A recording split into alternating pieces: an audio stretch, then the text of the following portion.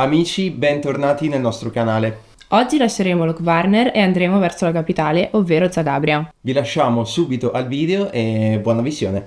Amici, buongiorno. Terza giornata qui in Croazia. Abbiamo soggiornato qui a Fiume. In realtà non l'abbiamo visitata perché, come avete potuto vedere, siamo stati a Veglia. Ora ci aspettano 2 ore di macchina per Zagabria, che sarà la nostra tappa di oggi, tutta la giornata, fondamentalmente, e poi domattina ripartiremo. Stamattina tappa supermercato per la colazione, una roba un po' più veloce perché dobbiamo partire.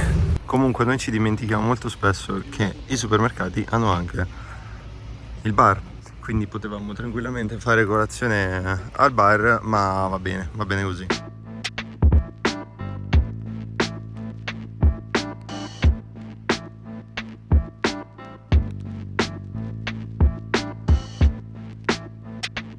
Ragazzi, abbiamo fatto una piccola deviazione perché abbiamo visto dall'autostrada una cittadina super tipica con le case proprio, insomma, tradizionali. Credo che si chiami Fuzine, una roba del genere. Qui è veramente bellissimo, clamoroso, è tutto verde. Siamo giustamente nella parte un po' più montuosa della Croazia, verso Zagabria, ma molto prima, siamo a circa 100 km.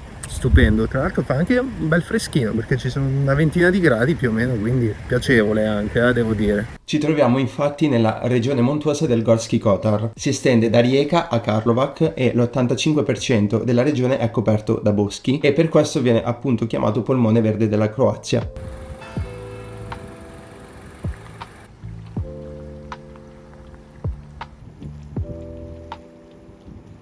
Comunque Fuzine è una cittadina montuosa, diciamo, infatti è circondata da piste da sci, oltre ad essere in realtà molto famosa per i laghi o comunque per i paesaggi appunto nei dintorni. Noi non lo sapevamo, però ecco, vedendolo dall'autostrada abbiamo deciso di uscire e subito deviazione immediatamente. Deviazione. E questo è anche il bello del fatto di viaggiare in macchina, cioè noi quando possiamo affittiamo sempre la macchina o ci muoviamo direttamente noi con la nostra macchina, perché riesci a vedere dei posti che non vedresti se, non so, vai 3 giorni a Zagabria, così.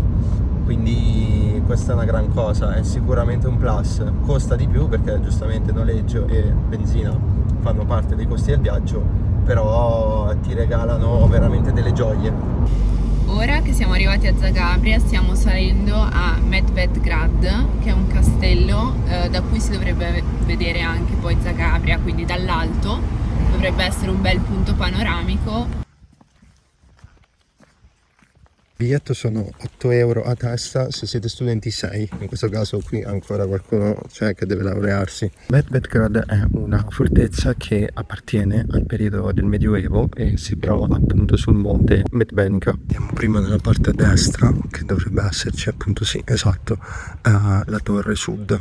Come ogni fortezza che si rispetti, la funzione principale era quella di difesa. L'area dove si trova questa fortezza una volta era popolata tra l'altro dagli orsi e nella torre sud è stata fatta una rappresentazione, insomma, olografica, direi, degli animali che la popolano. Vedete qui sui lati c'è questa grossa tavola con tutti gli animali elencati, tra l'altro si può premere qualche pulsante per far apparire dei disegni. Qui ci sono tutte le ricette che servivano per esorcismi a livello proprio curativo, quindi farmaceutico. Sono diverse, alcune sono comunque fatte tutte con le piante. Questo merita.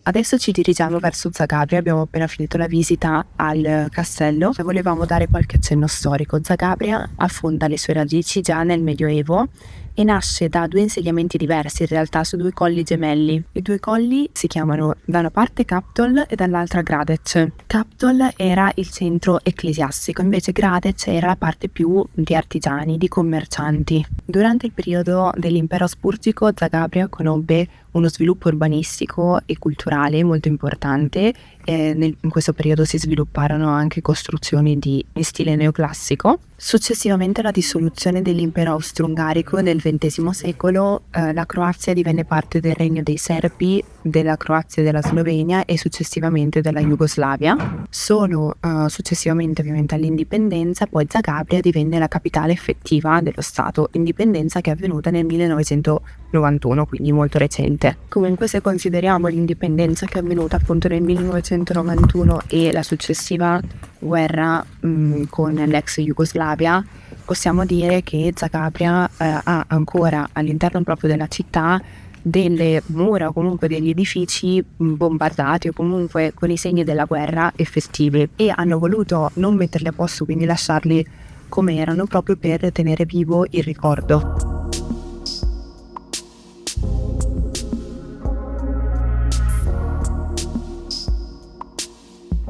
Siamo appena passati nel quartiere di Tuskanak, spero si dica così. A parte essere bellissimo, è praticamente una collina, una strada con tutte ville, residenze, e infatti abbiamo scoperto essere una delle zone più residenziali ed elite di tutta Zagabria. Un consiglio, se siete in macchina, ok, passateci perché è veramente bello. Arrivati a Zagabria.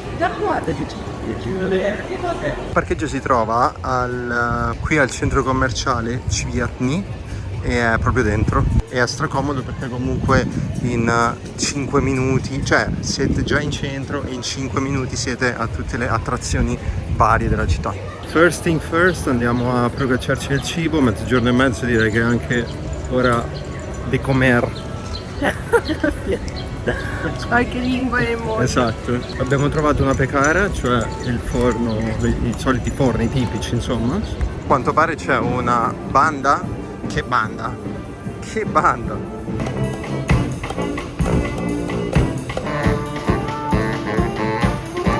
Davanti in pratica a dove stanno suonando c'è la pecara che vi dicevo, si chiama Dubravica o Dubravica, non lo so. Cosa abbiamo preso? Allora, abbiamo preso un mini burek con le patate e una girellina e un pane col formaggio. Ottimo! Abbiamo appena beccato 2 signori serbi che sono venuti qua a Zagabria in bici. Bici, io non. Tutto Cioè si in sono bici. fatti un Ironman, un triathlon infinito in pratica. Ma 2 signori avranno avuto 50-60 Sì, anni. più o meno. Comunque pranzo ottimo, straconsigliata quella pecara. Ora ci dirigiamo verso la funicolare che anche se è chiusa vediamo qualche info. Eccoci qua alla funicolare, è vicinissima alla pecara dove abbiamo parcheggiato neanche 5 minuti. Questa funicolare è la più breve d'Europa e collega Zagabria bassa dalla città alta e è lunga esattamente come la vedete. Esatto, tipo 67 metri, una roba del genere. E tra l'altro Zagabria è l'unica capitale con la funicolare. Come vedete è chiusa perché stanno tipo, credo, ristrutturando una roba del genere. Poi altra domanda, perché c'è questa cravatta? Questo perché a quanto pare in Croazia è stata inventata la cravatta, chiamata inizialmente croatta, e risale alla guerra dei 30 anni del XVII secolo e era fondamentalmente un foulard indossato dai soldati. C'è anche il museo della cravatta, il Cravaticum. Andiamo a vedere, va. Qua c'è il museo con un bel red carpet a forma di cravatta e l'ingresso costa 8 euro. Ora, per la felicità di Matilde, andiamo alla chiesa di San Marco che si trova esattamente in cima alla funicolare. Però che vista, eh?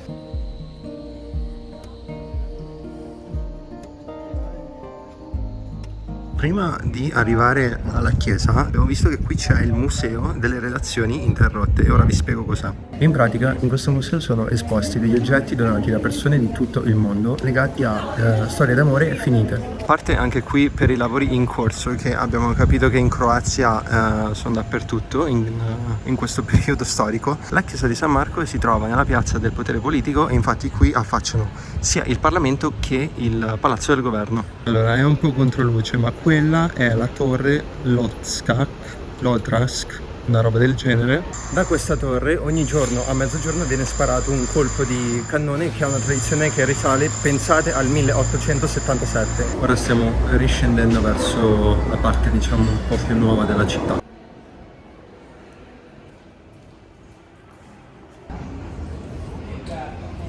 when they wanted to kill our first Croatian president. So you have a lot of text in Croatian and English, and you can watch the films here. And this is the original furniture from the governor's palace, where the bomb fell. This is the moment of bombing. You see the cathedral. Signora è stata stracarina che ci ha spiegato un po' come funziona il museo. Comunque, queste sono tutte, appunto, come vi diceva, le prime pagine dei giornali in quei giorni. Vedete qui dell'Italia bombardata Zagabria, un razzo centro il palazzo presidenziale.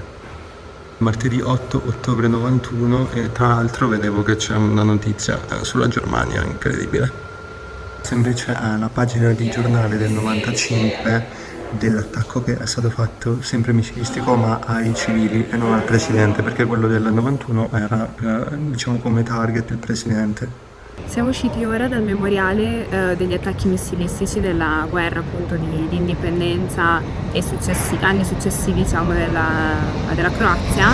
Devo dire molto interessante, c'era una guida davvero carina che parla anche italiano oltretutto. Il posto non è molto conosciuto e costa solo 2 euro, ovviamente solo contanti. E inoltre ci è stato confermato che molti dei lavori in corso attualmente a Zagabria sono per il terremoto che c'è stato 5 anni fa.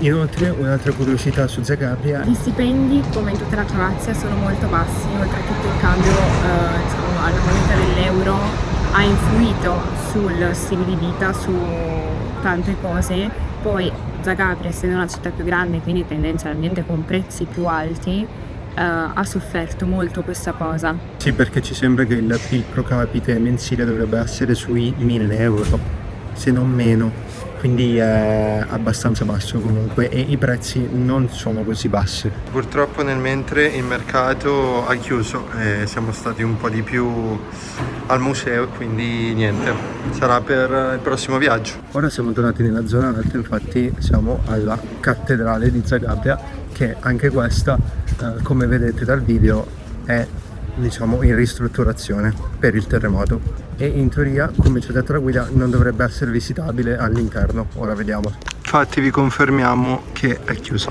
purtroppo. Ora ci facciamo un ultimo giretto per il quartiere Capitol, che abbiamo visto una vietta interessante, e poi andiamo verso la macchina, andiamo verso l'appartamento.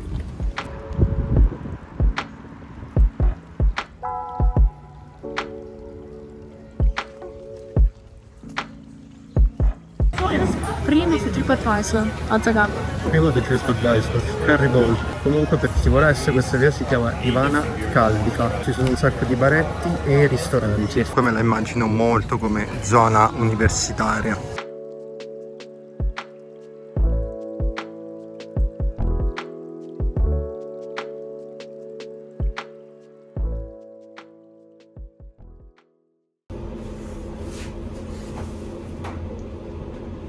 Ragazzi, siamo di nuovo sul pezzo, stiamo riandando in centro. Guys, abbiamo provato Bolt, c'è sia Bolt che Uber che anche altre app.